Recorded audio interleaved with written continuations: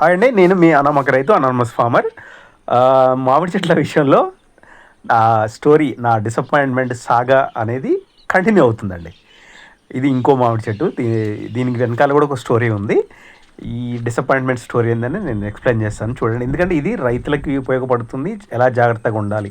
నా అనుభవంలేమి, ఇంకోటి నా దురదృష్టం. అంటే జాగ్రత్తగా ఉండాలి అనేది రైతులకు ఉపయోగపడుతుంది, మీ జనరల్ వాళ్ళకు కూడా చాలా ఉపయోగపడుతుంది. చూడండి, నేను బంగినపల్లి తెప్పించాను, రసాలు తెప్పించాను. సో ఇది ఇంకో చెట్టు అండి, ఇది వేరే స్టోరీ, నేను చెప్తాను. బంగినపల్లి ఏమైందంటే, ఒక చెట్టు కాయలేమో పుల్లగా అవుతున్నాయి, కేజీ వరకు వస్తున్నాయి, పచ్చడి నెంబర్ 1 అండి.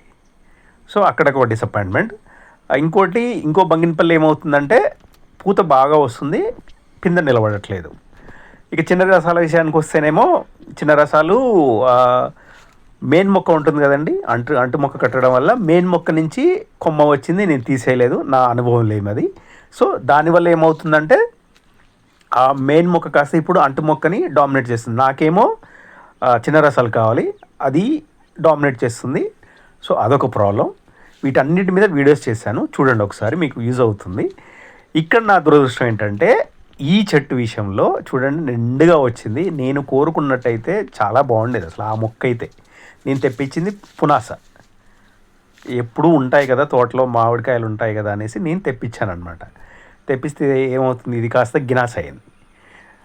గినాస అయిపోయి పుల్లటి కాయలు వస్తున్నాయి అనమాట. ఇది జనరల్గా రెగ్యులర్గా ఈ మామిడి సీజన్ లాగే వస్తుందన్నమాట. చూడండి, ఇప్పుడే పిందెలు పడుతున్నాయి కానీ నిండుగా వచ్చింది. దీనికి ఎలాంటి అంటు మొక్కలు అవి లేవండి, నేను తీసేయలేను. మామిడి చెట్లు అంటే చాలా ఇష్టం, ఎందుకంటే పెద్ద మామిడి చెట్లు ఉండేవి మాకు, దాని మీద కూర్చొని తిన్నవాడిని నేను.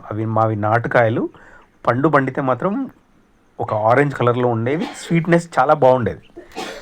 అలాంటి చెట్ల మీద పెరిగినవాడిని కాబట్టి నాకు మామిడి చెట్లు అంటే చాలా ఇష్టం. నిమ్మ చెట్లతో పాటు వీటిని తెప్పించాను. నిమ్మ చెట్లు మంచిగా వచ్చావు, కానీ ఇవి మాత్రం ఇలా అయ్యాయండి. పునాస కాస్త గినాస అయింది.